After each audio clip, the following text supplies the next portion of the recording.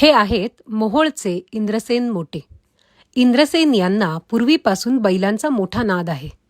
घरी देशी खिलार गाय होती. या गायीने सोन्या नावाच्या गोंडस खोंडाला जन्म दिला. अवताला जुंपल्यावर सोन्याला डोळ्याला आजार असल्याचं लक्षात आलं. त्याचे दोन्ही डोळे काढून टाकावे लागले. सोन्या बैल पूर्णपणे अंध झाला. जीवापल्याड जपलेल्या सोन्याला कसाबाला विकणं हाच उपाय डॉक्टरांनी सांगितला.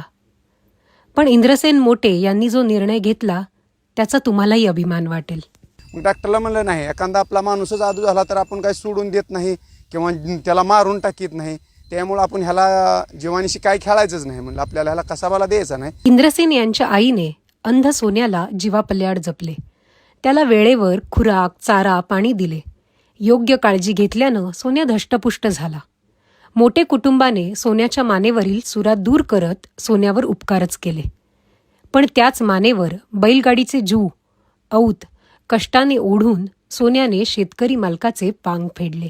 आपण कसं म्हणतो ह्या म्हाताऱ्याला आता सुधारणा, म्हातारा जरा बडबड करायला लागलं किंवा आणि काय व्हायला लागलं किंवा तोल चाललं, त्या संदर्भात मला वाटला म्हणून मी त्याला शेतीनं सोडून दिला. दोन्ही डोळ्यांनी अंध असलेला सोन्या बैलगाडी ओढतो, कुशलपणे औत चालवतो. विशिष्ट खाणाखुणा आत्मसात केलेल्या या बैलानं अंधत्वावर मात केलीये. मोटे कुटुंबाला आपल्या सोन्या बैलाचा मोठा अभिमान वाटतोय.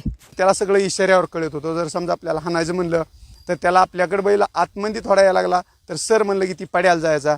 आणि जर समजा पड्याला चालला तर तू पड्याला चाललाय म्हणलं की ये म्हणलं की ती थोडा आड्याला ह्याचा. 15 वर्ष काबाड कष्ट करून सोन्या आता वार्धक्याकडे झुकलाय. त्याला पूर्वीसारखं काम होत नाहीये. इंद्रसेन यांनी त्याला अवताला जुंपणं बंद केलंय. घरातील वृद्धाप्रमाणे ते त्याची काळजी घेतायत.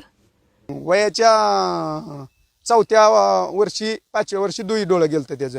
तेव्हापासून आता 16-17 वर्षाचा बैल झाला. मग मी 15 वर्ष बैल हाणला. 2 वर्ष झालं मी बसून सांभाळतो त्याला. जन्म दिलेल्या आईवडिलांना वृद्धाश्रमात सोडण्याच्या प्रतिकूल काळात एका शेतकऱ्याने आपल्या दावणीच्या बैलाप्रती जपलेली कृतज्ञता आजच्या मानवी नातेसंबंध दुरावल्याच्या काळातील आदर्श उदाहरणच आहे. Bureau report, Ashok Kamble, right angle, Solapur.